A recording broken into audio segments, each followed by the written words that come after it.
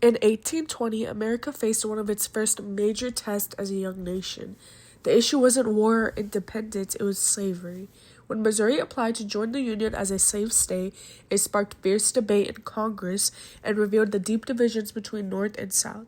In this video, we'll explore how the Missouri Compromise tried to hold the country together, why it mattered, and how it exposed the growing sectionalism that would lead to the Civil War.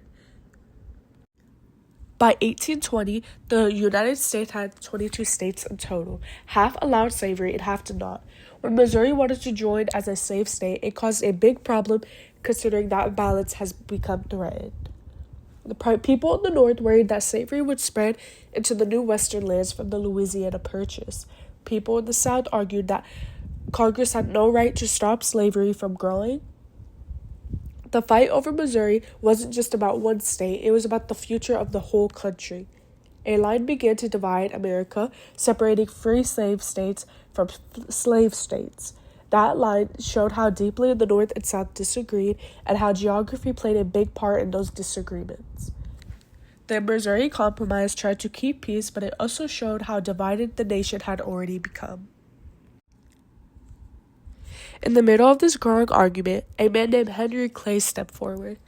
Henry Clay was known as a congressman from Kentucky, and people called him the Great Compromiser because he was known for helping solve tough problems between the North and the South.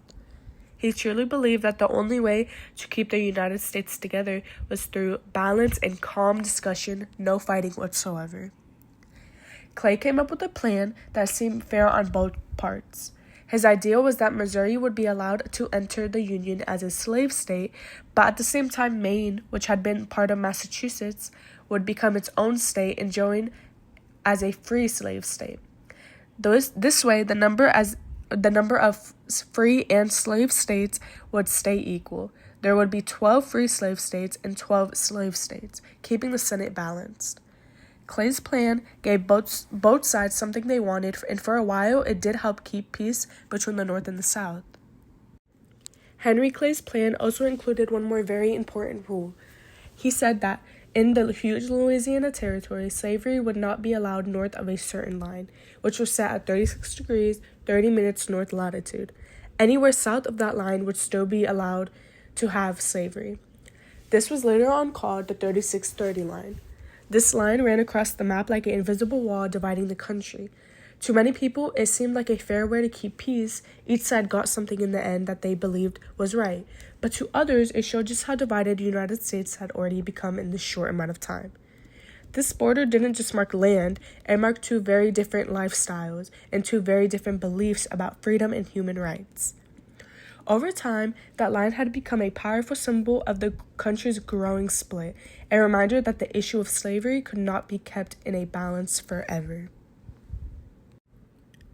The Missouri Compromise helped calm the anger between the North and the South, at least for a while. Both sides felt like they had won something, but deep down, neither side was truly happy. People in the North thought the compromise was a moral mistake because it still allowed slavery to spread into new areas of the region. People in the South worried that if Congress could limit slavery once, it might try to end it everywhere in the future. Even though the compromise brought peace for the moment, it was a fragile peace, one built on disagreement, not understanding.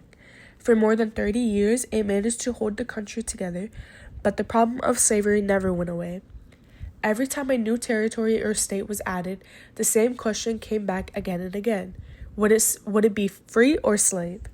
Each debate left deeper scars on the nation, and slowly those divisions began to tear at the very fabric of the Union itself.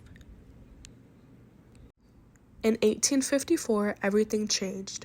A new law called the Kansas-Nebraska Act erased the Missouri Compromise line that had once divided free and slave territories. Instead, it said that the people living in each territory could now vote for themselves on whether to allow slavery or not. This idea was called popular sovereignty, letting settlers decide their own laws. But instead of bringing peace, it brought chaos and violence. People rushed into the Kansas to fight for their side, some for freedom and others for slavery. Towns were burned and battles broke out. This period became known as the Bleeding Kansas, a preview of the terrible conflict to come. The fragile peace that Henry Clay had built back in 1820 was officially gone. The Missouri Compromise had only delayed the crisis, not solving it. Less than 10 years later, the country would be torn apart by the Civil War as Americans fought over their very future of the nation. The Missouri Compromise stands as one of the most important moments in the Americans' history. It shows how far leaders would go to preserve unity, and how deep the division over slavery already ran. The line drawn across the map was more than just geography, it was the line that foreshadowed the nation's greatest conflict. The Missouri Compromise didn't end the debate over slavery, it simply bought time that America would later pay for in blood.